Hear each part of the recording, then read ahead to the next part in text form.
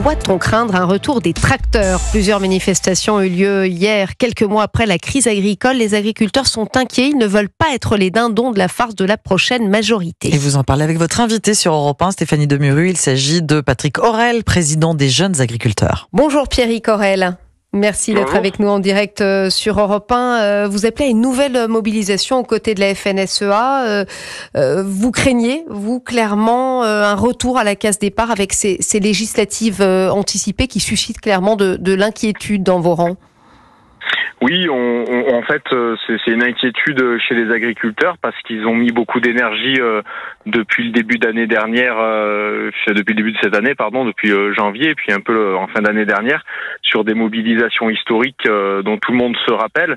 Et donc, on avait acté pas mal de choses avec le gouvernement, notamment des mesures structurantes pour les agriculteurs, des mesures de trésorerie aussi pour ceux qui étaient le plus en difficulté. Et finalement, avec l'annonce de la dissolution de l'Assemblée nationale, tout ça est remis en question. Et donc, c'est plutôt inquiétant. En tout cas, c'est une source d'anxiété pour les agriculteurs, oui. Alors oui, il y avait effectivement le projet de loi d'orientation agricole qui devait être examiné fin juin par le Sénat. Le Sénat n'est pas concerné par cette dissolution. Ça veut dire quoi? Que ça sera suspendu malgré tout? Alors aujourd'hui, le processus est suspendu parce qu'on n'a plus d'Assemblée nationale. En revanche, en effet, il doit poursuivre son chemin au Sénat.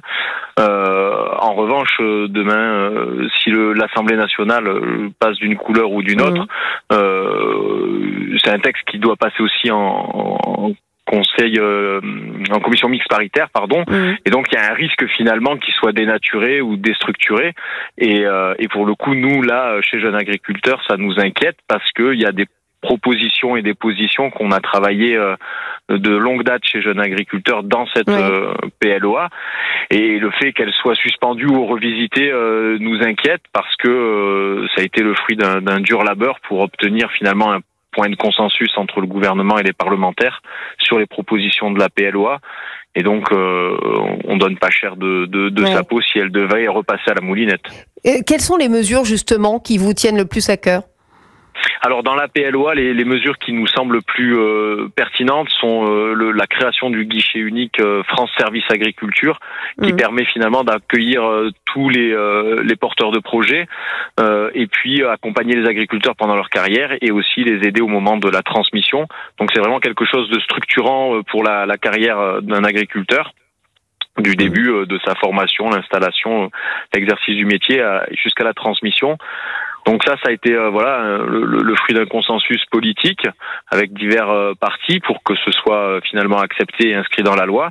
Et puis un diagnostic modulaire qui permet de pouvoir diagnostiquer l'exploitation qui est à reprendre par le jeune, pour savoir exactement où il met les pieds et ce qui va ou ce qui va pas et quelles sont ses marges de manœuvre.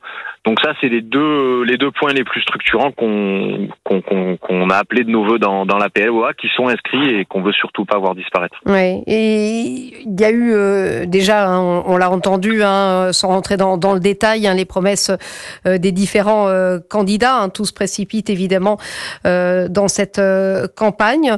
Comment vous les recevez, ces premières promesses? On entend beaucoup de choses. C'est vrai qu'il y a énormément de brouhaha, si je puis dire, autour de cette campagne ultra rapide et claire. Seulement, nous, au-delà des promesses, tout le monde a su lire ce qu'on disait il y a quelques mois en arrière cet hiver sur ce cri de détresse qu'ont poussé les agriculteurs, et finalement on demande juste à aller au bout de ce qui a été annoncé, de ce qu'on a dit, et voilà. Et c'est vrai que tout ce brouhaha, ces choses qu'on entend, c'est bien, mais c'est pas complètement de nature à nous rassurer, parce que les campagnes et les promesses n'engagent que ceux qui y croient finalement. Donc on a plutôt besoin au-delà des promesses, d'actes forts de la classe politique et de soutien, de concret, exactement. Alors vous avez eu effectivement obtenu plusieurs avancées, dont d'ailleurs plusieurs aides. Elles ont toutes été versées? Alors en partie, mais non, c'est aussi l'objet d'une colère qui est en train de monter, notamment sur la filière bio. On doit toucher des aides donc du deuxième pilier de la PAC, de la politique agricole commune. Elles ont été payées en partie, mais pas toutes, et on est loin du compte. Et on sait que la filière bio est une filière en grande difficulté, et donc ces aides qui viennent compenser des manques de trésorerie ne sont pas perçues et mettent des exploitations en grand danger, qui étaient déjà exposées sur une filière elle-même menacée.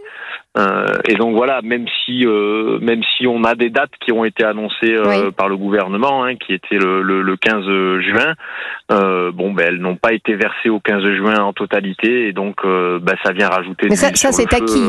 C'est acquis. Vous allez les recevoir. Oui, mais quand on dit une date de paiement, c'est bien si elle est tenue quand même, parce que les agriculteurs ont fait des avances et des courts termes, et ils se retrouvent dans l'impasse encore plus, quoi. Donc, oui, c'est bien le problème de la trésorerie, effectivement. Pierrick Orel, quelles sont les actions à venir? Elles ont déjà débuté, on a vu dans plusieurs régions de France. Vous seriez prêt à troubler les Jeux Olympiques, par exemple?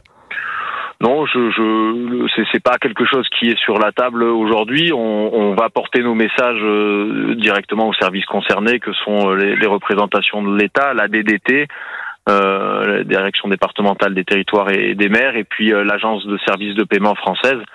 C'est eux qui sont en lien directement avec nous pour ça, et donc on n'a pas la volonté de nuire comme ça à la société civile. C'est pas du tout ce qui est sur la table aujourd'hui. Merci beaucoup Pierrick Orel d'avoir été avec nous sur Europe 1. Merci à vous. Merci.